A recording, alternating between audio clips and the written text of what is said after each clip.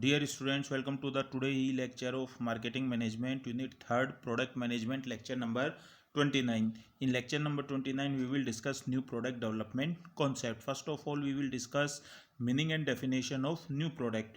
New products वो goods और service होती हैं जो कि कंपनी अभी एग्जिस्टिंग जो प्रोडक्ट्स और सर्विस ऑफर कर रही है मार्केट से उनसे डिफ़र करती हैं कैरेक्टरिस्टिक्स में, फीचर्स में, डिज़ाइन में, लुकिंग में, यूजेज में. तो उन्हें हम क्या बोलते हैं? न्यू प्रोडक्ट्स बोलते हैं. तो मुसलमान और जैक्सन ने क्या डेफिनेशन दी थी कि कोई भी प्रोडक्ट नया प्रोडक्ट तब कहलाएगा तब वो या तो प्योर एंटायरली न्यू फंक्शन सर्व करता है या प्रेजेंट में कंपनी जो प्रोडक्ट्स बना रही है उसमें कोई इम्प्रूवमेंट होता है, तो उसे हम क्या बोलते हैं? न्यू प्रोडक्ट बोलते हैं. कोटलर ने क्या कहा? न्यू प्रोडक्ट का मतलब तो ओरिजिनल प्रोडक्ट. ओरिजिनल प्रोडक्ट का मतलब वो प्रोडक्ट जो आज से पहले कभी भी मार्केट में ऑफर नहीं हुआ है, या फिर इम्प्रूव्ड प्रोडक्ट्स जो करंट में प्रोडक्ट्स थे उसमें कुछ इम्प्रूवमेंट किया गया, या फिर मॉडिफाइड प्रोडक्ट्स जो कि कंपनी ने अपने रिसर्च एंड डेवलपमेंट एफर्ट से उन्हें डेवलप किया है और कस्टमर्स को उनमें कुछ ना कुछ चीज़ न्यू नज़र आती है, वही क्या कहलाते हैं? न्यू प्रोडक्ट्स कहलाते हैं. नेक्स्ट आ जाता है न्यू प्रोडक्ट डेवलपमेंट स्ट्रेटजी. तो जो एनपीडी स्ट्रेटजी है, न्यू प्रोडक्ट डेवलपमेंट, ये टर्म बेसिकली यूज की जाती है वो प्रोसेस जो कि कंपनी कोई भी प्रोडक्ट को या सर्विस को मार्केट में ब्रिंग करती है यानी कि लेकर आती है, तो उसके जो सीक्वेंस होते हैं, स्टेप्स होते हैं, उन्हें हम क्या बोलते हैं? न्यू प्रोडक्ट डेवलपमेंट बोलते हैं. तो बूज, एलन और हैमिल्टन के अकॉर्डिंग नया प्रोडक्ट है उन्हें हम 3 कैटेगरीज में डिवाइड कर सकते हैं: new to the world products, new product lines और additions to the existing product lines. First of all we will discuss what is the meaning of new to the world products. कोई भी product जो market में first time offer हुआ था वो क्या कहलाएगा? New to the world products. Television first time आए थे तो क्या थे? New to the world products. Smartphone first time आए थे तो क्या थे? New to the world product. AC first time आए थे, कूलर फर्स्ट टाइम आए थे, रेफ्रिजरेटर फर्स्ट टाइम आए थे, टेलीविजन फर्स्ट टाइम आए थे, तो ये सब क्या थे? New to the world products थे. नेक्स्ट क्या है? New product lines. वो प्रोडक्ट जो कि कंपनी ने तो अभी बनाने स्टार्ट किए हैं लेकिन मार्केट में ऑलरेडी कंपटीटर्स उनको प्रोवाइड करा रहे हैं और कस्टमर्स उन्हें परचेज कर रहे हैं, तो उन्हें हम क्या बोलते हैं? New product lines. जैसे फॉर एग्जांपल माइक्रोमैक्स ने स्मार्टफोन्स बनाने स्टार्ट किए थे, उसके बाद माइक्रोमैक्स ने टेलीविजन भी बनाने स्टार्ट किए. तो माइक्रोमैक्स के लिए तो टेलीविजन न्यू प्रोडक्ट्स थे लेकिन ऑलरेडी मार्केट में टेलीविजन पहले से ही मिल रहे थे. इसी तरीके से इंटेक्स ने स्मार्टफोन्स के बाद वॉशिंग मशीन बनाना स्टार्ट की थी, तो इंटेक्स के लिए तो वॉशिंग मशीन नया प्रोडक्ट थी लेकिन ऑलरेडी मार्केट में पहले से ही वॉशिंग मशीन्स मिल रही थी. अब नेक्स्ट क्या आ जाता है? Additions to the existing product lines. Additions to the existing product lines का मतलब क्या होगा? करंट में जो कंपनी प्रोडक्ट्स बना रही है उनकी पैकेजिंग चेंज कर देती है, उसमें इंग्रेडिएंट्स चेंज कर देती है, साइज, फ्लेवर, कलर, पैकेजिंग, तो उसे ही हम क्या बोलते हैं? Additions to the existing product line. जैसे कि new Nescafe, new improved Zandu balm, new Surf Excel with aloe vera, तो ये सब क्या हो जाएंगे? Additions to the existing product lines. फिर नेक्स्ट क्या जाएगा? Necessity for development of new product, कि नए प्रोडक्ट को डेवलप करने की क्या ज़रूरत पड़ती है. तो फर्स्ट क्या है? Meeting changes in consumer demand. Consumer की नीड्स और वांट्स और डिमांड्स हैं वो टाइम टू टाइम चेंज होती रहती हैं. पहले ब्लैक एंड वाइट टेलीविजन आए तो फिर कस्टमर की डिमांड हुई कलर टेलीविज़न हो जाए, फिर एचडी चैनल्स आ रहे थे तो हो जाए एचडी चैनल्स हो जाएं, फिर अल्ट्रा एचडी. तो ऐसे कस्टमर्स की डिमांड्स के बेस पर प्रोडक्ट्स में क्या आते जा रहे हैं? चेंजेज आते जाते हैं. नेक्स्ट क्या है? Making new profits. अगर कंपनी एक ही प्रोडक्ट बनाएगी तो वो इंट्रोडक्शन स्टेज में होगा, फिर ग्रोथ स्टेज में जाएगा, फिर मैच्योरिटी स्टेज में जाएगा और फिर डिक्लाइन स्टेज में जाएगा. लेकिन अगर कंपनी नए नए प्रोडक्ट्स को मार्केट में इंट्रोड्यूस करती रहेगी तो कुछ प्रोडक्ट्स इंट्रोडक्शंस में होंगे, कुछ प्रोडक्ट ग्रोथ में होंगे, कुछ प्रोडक्ट्स मैच्योरिटी स्टेज में होंगे और कुछ प्रोडक्ट्स डिक्लाइन स्टेज में होंगे, तो कंपनी का प्रॉफिट बना रहेगा. नेक्स्ट क्या है? Combating environmental threats. मार्केट में political, technological, economic, social, cultural environment में जो चेंजेस आते रहते हैं, कंपनी को थ्रेट्स मिलते रहते हैं, उनको कॉम्बैट करने के लिए भी कंपनी है वो नए नए प्रोडक्ट्स को डेवलप करती रहती है. जैसे कि फॉर एग्जांपल कोविड-19 के आने के बाद जो भी फार्मास्यूटिकल कंपनीज थी उन्होंने कोरोना वायरस की वैक्सीन है कोविडशील्ड, कोवैक्सीन, फेजर, स्पुतनिक, इनको इन्वेंट किया क्योंकि जो थ्रेट आया था उस थ्रेट को कॉम्बैट करने के लिए. तो नए प्रोडक्ट्स हो गए. कोविड-19 से पहले ये वैक्सीन मार्केट में अवेलेबल नहीं थी. नेक्स्ट क्या है, new products are the sources of competitive advantage. कोई कंपनी है वो नए नए प्रोडक्ट्स साल 2 साल में लॉन्च करती रहती है, दूसरी कंपनी है वो नए प्रोडक्ट्स लॉन्च नहीं करती, तो जो कंपनी नए नए प्रोडक्ट्स लॉन्च करती रहती है उसे कम्पिटेटिव एडवांटेज मिल जाती है। नेक्स्ट क्या है, दे इन्हांस कॉरपोरेट इमेज। जो कंपनी नए नए प्रोडक्ट्स को मार्केट में इंट्रोड्यूस करती रहती है, कंपटीटर्स के कंपैरिजन में उसकी इमेज इन्हांस होती है। नेक्स्ट क्या है, they capitalize on research and development. Company का research and development department, R&D department होता है, कंपनी ने उसके ऊपर इन्वेस्टमेंट किया हुआ है, कैपिटलाइजेशन किया हुआ है, तो उसका बेनिफिट कब मिलेगा, जब R&D डिपार्टमेंट नए नए प्रोडक्ट्स उनको आइडियाज़ डेवलप कर कर कंपनी को देता रहता है। नेक्स्ट क्या आएगा, stages of new product development, या फिर हम इसको बोल सकते हैं process of new product development. New product development का एक प्रोसेस है, तो एक स्टार्टिंग पॉइंट होगा, एक फिनिश पॉइंट होगा, और बीच में जो स्टेप्स हैं वो लॉजिकली अरेंज्ड होंगे। तो जो न्यू प्रोडक्ट डेवलपमेंट है इसमें टोटल 7 स्टेजेज हैं, या इसके प्रोसेस में 7 स्टेप्स हैं। फर्स्ट क्या है, idea generation, second screening of ideas, third concept development and business analysis, fourth market research, fifth product development, six test marketing, और 7 commercialisation. Now we will discuss all these steps one by one. तो first step क्या है, idea generation. किसी भी नए product का development एक idea से आता है। आइडिया को हम बोल सकते हैं सीड्स ऑफ एक्शन। तो नए नए आइडिया को सर्च करने के एक्ट को ही क्या बोला जाता है, आइडिया जनरेशन बोला जाता है। तो जो एक्सीलेंट आइडियाज़ हैं वो प्रोडक्ट्स के बारे में नंबर ऑफ सोर्सेज से आ सकते हैं। ये सोर्स कौन कौन से हो सकते हैं, कंज्यूमर से भी आइडिया मिल सकते हैं, होलसेलर्स रिटेलर से भी आइडियाज़ मिल सकते हैं, कंपनी का सेल्स फोर्स मार्केट में जाता है, कस्टमर से इंटरेक्शन करता है तो वहाँ से उसे आइडिया मिल सकता है, कंपटीटर ने कोई प्रोडक्ट बनाया उससे आइडिया मिल सकता है, कंपनी का खुद का R&D डिपार्टमेंट है वो नए प्रोडक्ट का आइडिया दे सकता है। जो छोटी कंपनीज होती हैं उनके पास खुद का R&D डिपार्टमेंट नहीं होता है तो रिसर्च एजेंसी से रिसर्च कराती हैं, उनसे आइडिया मिल सकता है। कंपनी का टॉप मैनेजमेंट आइडिया दे सकता है, गवर्नमेंट एजेंसीज हैं वो आइडियाज़ दे सकती हैं, ट्रेड एसोसिएशंस आइडियाज़ दे सकते हैं, और यूनिवर्सिटीज़ में जो रिसर्च सेंटर होता है या PhD स्टूडेंट्स होते हैं वो भी आइडिया दे सकते हैं। अब नेक्स्ट क्या आएगा, आइडिया स्क्रीनिंग। आइडिया जनरेशन का मेन पर्पज़ क्या है, large number of ideas collect करना, लेकिन सारे के सारे आइडियाज़ है वो कमर्शियली वाइबल नहीं होते, तो कंपनी को जो लेस वाइबल आइडियाज़ हैं उनको फिल्टर करना होता है एक सिस्टमेटिक प्रोसेस के थ्रू।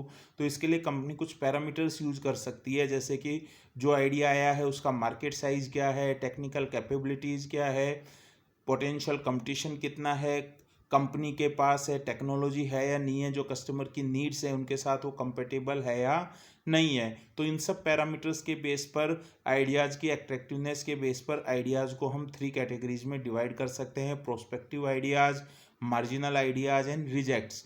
प्रोस्पेक्टिव आइडियाज़ वो आइडियाज़ होते हैं जिनके साथ कंपनी आगे बढ़ना चाहती है, मार्जिनल आइडियाज़ को कुछ टाइम के लिए होल्ड करती है, और रिजेक्ट्स को कंपनी है उस सिरे से नकार देती है। जब कंपनीज आइडिया जनरेशन के बाद आइडियाज़ स्क्रीनिंग करती है तो बेसिकली 2 टाइप्स के एरर्स हो सकते हैं, drop error and go error.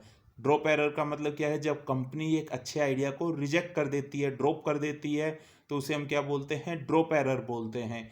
और गो एरर का मतलब जब कंपनी एक पुअर आइडिया को सेलेक्ट कर लेती है, उसके साथ आगे बढ़ती है, तो उसे हम क्या बोलते हैं, गो एरर बोलते हैं। अब थर्ड स्टेप आ जाता है concept testing and business analysis. जब आपने आइडिया स्क्रीनिंग के बाद एक आइडिया को सेलेक्ट कर लिया, उसके बाद आप कॉन्सेप्ट टेस्टिंग के लिए जाते हो। ये प्रोडक्ट डेवलपमेंट के one of the crucial stage है। इस स्टेज पर जो आइडिया है वो कस्टमर से मार्केट में एक्सटर्नल इवोल्यूशन के लिए सबमिट किया जाता है, फीडबैक लिया जाता है इनफॉर्मल सोर्सेज के थ्रू।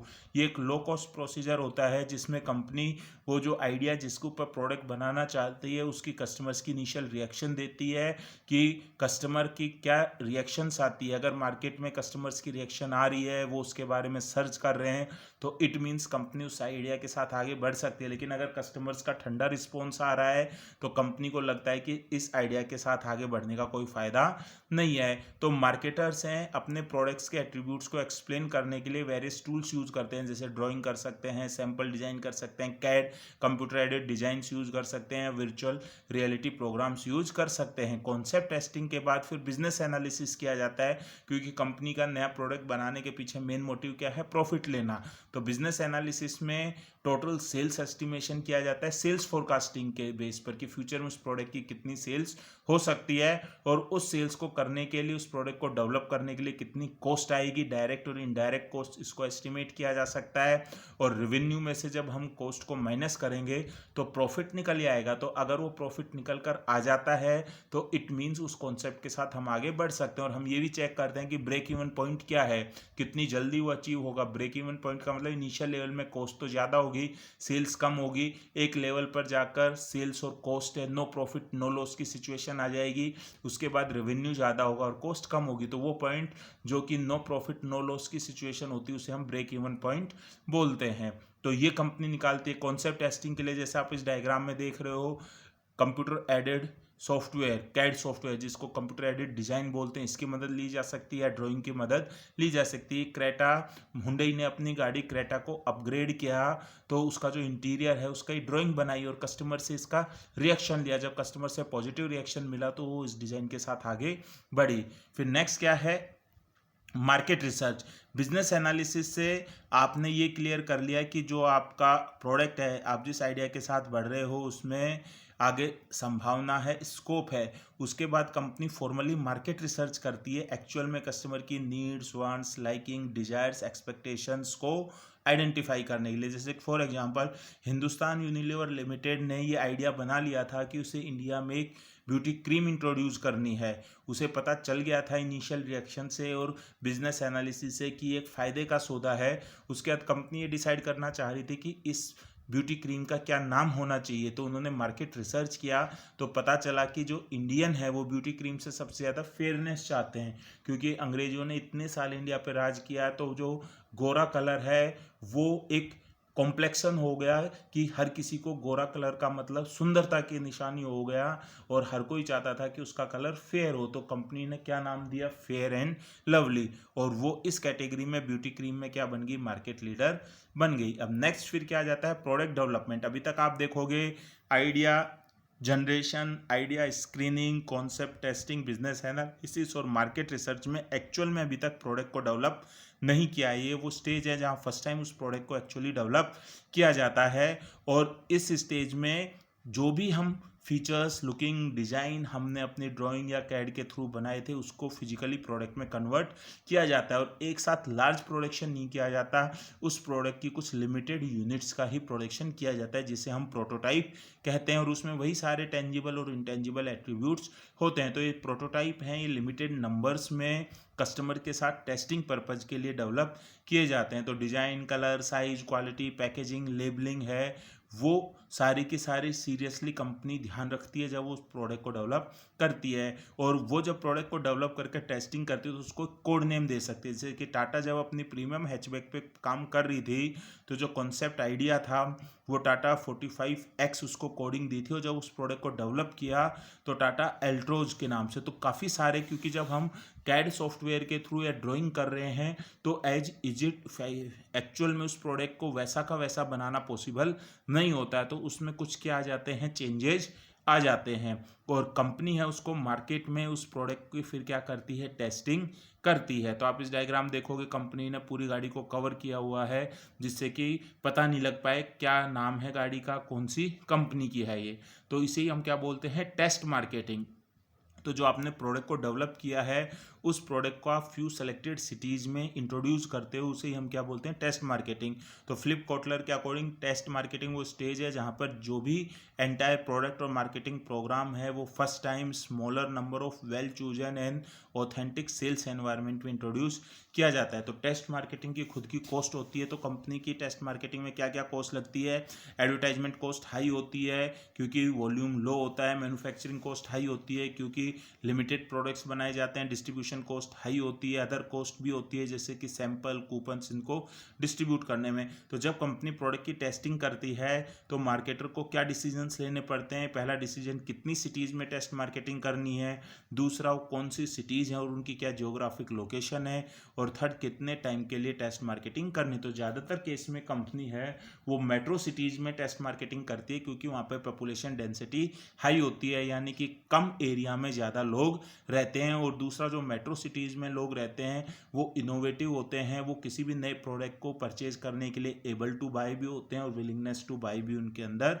होती है। फिर टेस्ट मार्केटिंग के बाद कंपनी को जो जो changes product price place promotion में आती हैं वो कंपनी करती है, और उसके बाद फिर फाइनली डेट अनाउंस कर देती है जिस डेट को कंपनी ऑफिशियली उस प्रोडक्ट को मार्केट में इंट्रोड्यूस करती है। तो इसे हम कौन सी स्टेज बोलते हैं? कमर्शियलाइजेशन बोलते हैं। तो जैसे ही कंपनी ने उस प्रोडक्ट का कमर्शियलाइजेशन किया वो प्रोडक्ट लाइफ साइकिल की इंट्रोडक्शन स्टेज में आ जाता है। तो कमर्शियलाइजेशन स्टेज में ज़्यादा से ज़्यादा बज क्रिएट करने के लिए कंपनी इवेंट मैनेजमेंट कंपनीज का यूज़ लेती है और इवेंट के थ्रू अपने उस प्रोडक्ट को मार्केट में क्या करती है? कमर्शियलाइज करती है। जैसे आप देखोगे टाटा ने अपनी नई गाड़ियां हैं इनको इंट्रोड्यूस किया प्रगति मैदान में ऑटो एक्सपो में, तो वहाँ इवेंट के थ्रू किया।